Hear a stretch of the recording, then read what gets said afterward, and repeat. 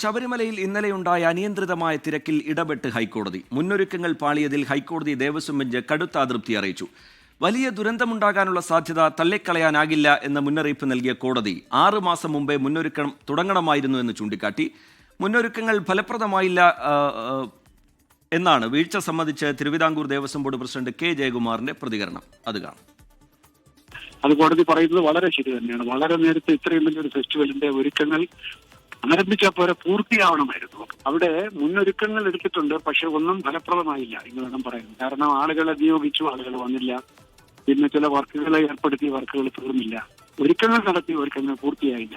ഒരുക്കങ്ങൾ ആരംഭിച്ചതെല്ലാം പകുതി വഴിയിലൊക്കെ ആയിരിക്കുകയാണ്. അതൊക്കെ ഇപ്പൊ പൂർത്തിയാക്കിക്കൊണ്ടിരിക്കുന്നു. അതുകൊണ്ട് കോടതിയുടെ നിരീക്ഷണങ്ങളെല്ലാം 100% നമുക്ക് ശരിവയ്ക്കേണ്ടതും യോജിക്കേണ്ടതും ബലപ്പെട്ടതുമാണ്. ഇതിന്റെ അർത്ഥം കാര്യങ്ങൾ കൈവിട്ടു പോയി എന്നല്ല. ഭക്തജനങ്ങൾക്ക് ആദ്യ ദിവസങ്ങളിൽ പ്രത്യേകിച്ച് ഇന്നലെ ഉണ്ടായ ബുദ്ധിമുട്ടുകളിൽ ഖേദം പ്രകടിപ്പിക്കുക അല്ലാതെ വേറെ ഒന്നും എനിക്ക് ചെയ്യാനില്ല. ഇന്നത്തെ തിരക്ക് എങ്ങനെയുണ്ടായി എന്ന് പരിശോധിക്കുമെന്ന് ADGP ശ്രീജിത്ത് 24-നോട് പറഞ്ഞു. അങ്ങനെ ഭയാനകമായ സിറ്റുവേഷൻ ഇപ്പോൾ എന്തായാലും നമുക്ക് കൺട്രോൾ ചെയ്യാൻ പറ്റാത്തൊരു സിറ്റുവേഷൻ ഇപ്പോൾ ആയിട്ടില്ല. ഇന്നത്തെയും ഇന്നലത്തെയും മിനിഞ്ഞാന്നത്തെയും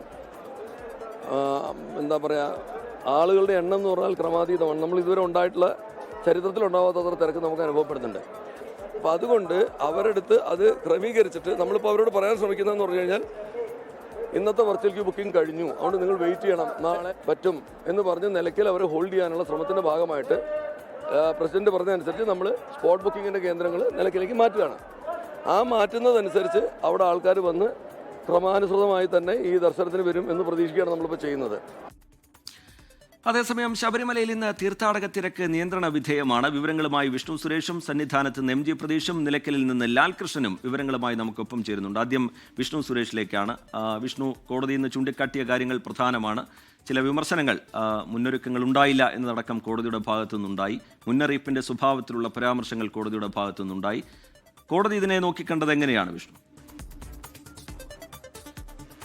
നേരത്തെ തന്നെ ഈ ശബരിമല മണ്ഡലകാല മുന്നൊരുക്കങ്ങളുമായി ബന്ധപ്പെട്ടുള്ള ഹർജി ഹൈക്കോടതി പരിഗണിക്കുന്ന ഘട്ടത്തിലൊക്കെ അടിസ്ഥാന സൗകര്യങ്ങൾ വർദ്ധിപ്പിക്കണം, ഭക്തർക്ക് സുഗമമായി തൊഴുതിറങ്ങാനുള്ള സൗകര്യം ഉണ്ടാകണമെന്നൊക്കെ കോടതി ആവർത്തിച്ച് പറഞ്ഞതാണ്. പക്ഷേ അതിനിടയിലാണ് ഇന്നലെ കാര്യങ്ങളെല്ലാം കൈവിട്ടു പോയത്. അത് ഹൈക്കോടതിക്ക് മുൻപാകെ വന്നു. അതിലാണ് ഹൈക്കോടതി അതിരൂക്ഷ വിമർശനം ഉന്നയിച്ചത്. കുട്ടികളും ആയെത്തുന്ന ഭക്തർ അവിടെ ശ്വാസം മുട്ടുകയാണ്, അവരെ മരണത്തിലേക്ക് തള്ളിവിടാൻ ആകില്ല എന്ന് കോടതി വളരെ ശക്തമായൊരു നിലപാടെടുത്തിട്ടുണ്ട്.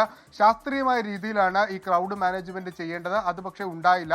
മുന്നൊരുക്കങ്ങൾ പൂർത്തീകരിക്കുന്നതിൽ പൂർണ്ണ പരാജയമാണ് സംഭവിച്ചിരിക്കുന്നത്. 6 മാസം മുമ്പേ എങ്കിലും മുന്നൊരുക്ക നടപടികൾ ആരംഭിച്ചത് ഒക്ടോബറിലേക്ക് പൂർത്തിയാക്കേണ്ടതുണ്ട്. പക്ഷേ അതിലൊരു ഘട്ടത്തിലുള്ള അത്തരത്തിലുള്ള നടപടിയിലേക്ക് ബോർഡ് കടന്നിട്ടില്ല. ശുചിമുറികളും അതോടൊപ്പം തന്നെ കുടിവെള്ളം പോലും ഇല്ലാത്ത സാഹചര്യം നിലവിൽ സന്നിധാനത്തുണ്ട് എന്ന് കോടതി വ്യക്തമാക്കുന്നു. 90,000 പേരെയാണ് ഒരു ദിവസം സന്നിധാനത്ത് അക്കോമഡേറ്റ് ചെയ്യുന്നത്, അങ്ങോട്ടേക്ക് എത്തുന്നത്. പക്ഷേ ഇവരെ എന്തിനാണ് ഇങ്ങനെ ഉന്തിത്തള്ളി കയറ്റി വിടുന്നത്, അവിടെ സൗകര്യമില്ല എന്ന് കോടതി ചോദിക്കുന്നുണ്ട്. വേണമെങ്കിൽ ഈ വിർച്വൽ ക്യൂവിന്റെയോ അല്ലെങ്കിൽ ഈ സ്പോട്ട് ബുക്കിന്റെയോ ഒക്കെ അളവ് അത് കുറയ്ക്കാം എന്ന് കോടതി പറയുന്ന സാഹചര്യം പോലും ഇന്നുണ്ടായി.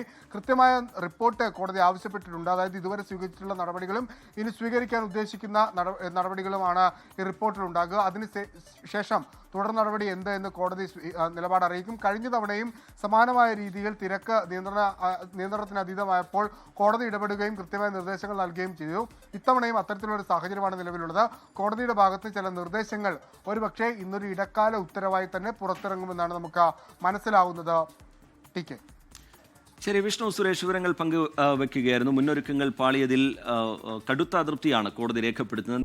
ലോകത്തെവിടെയായാലും ഏത് സമയത്തും 24 വാർത്തകളും ഓഗ്മെന്റഡ് റിയാലിറ്റി പാക്കേജുകളും എക്സ്പ്ലെയിനറുകളും വിശദമായി കാണാൻ ഞങ്ങളുടെ YouTube ചാനൽ നിങ്ങൾക്ക് സബ്സ്ക്രൈബ് ചെയ്യാം.